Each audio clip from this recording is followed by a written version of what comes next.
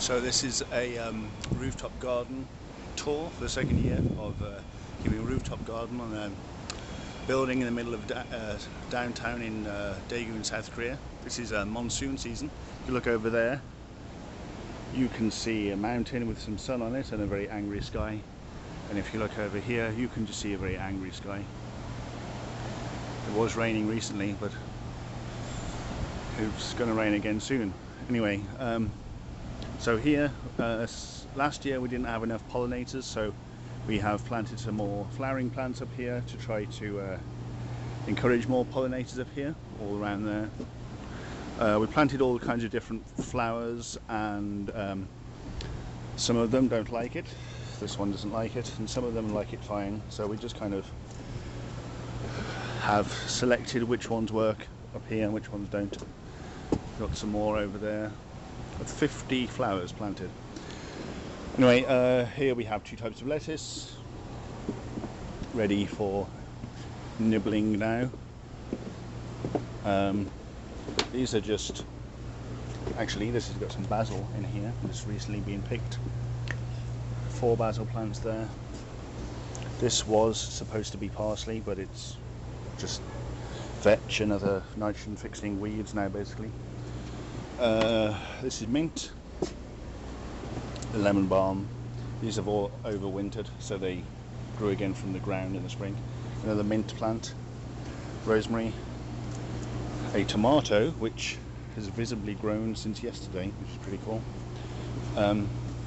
Some more basil in there, 2 more basil plants in there, and 2 more basil plants here. This one is very big. Only picked it like on the weekend.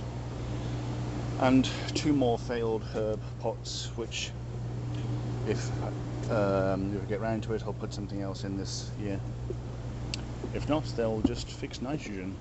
And then in here, apart from the many flowers we've got up there, we've got more tomatoes in here under a protection so that they get watered when we want them rather than when it rains. In here we've got various maize plants with some pollinated corn on there. Some pollinated, some not pollinated. And in there is beans. You see beans growing up the corn there and up there, up to the top of the pallet there. So I think there are 5 types of beans in here: soybeans, kidney beans, cowpeas, which are called black-eyed peas, I think, or cowpeas, black-eyed peas, fava beans.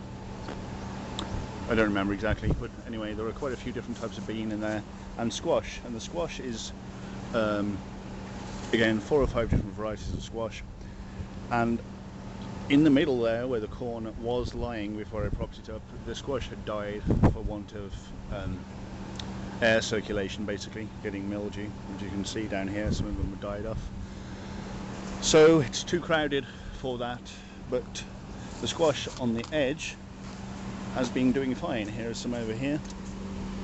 It's all around here, doing fine. All around the edge, it is surviving, and all up here too.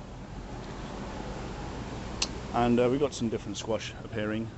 Here's one of the beans. So this is a sort of a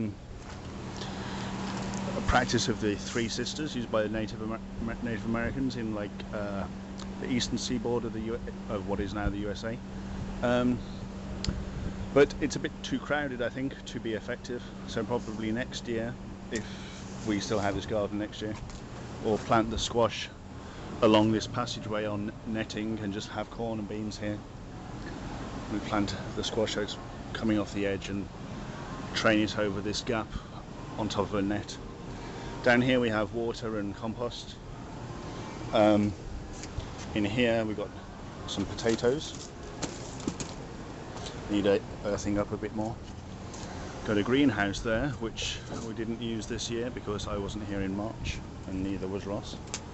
In here we've got some onions and some chard and some beet, of some kind of beet, I don't remember which kind of beet, and lots of clover. Clover should probably be cut down a bit because it's choking those onions. And here we have some quinoa and some okra, which both seem to like this climate, kind of a sweaty, humid climate.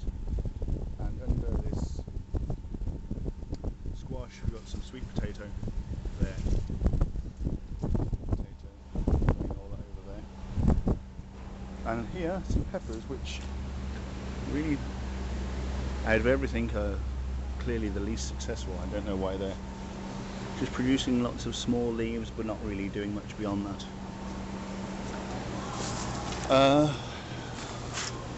Anything else? No, that's about it really.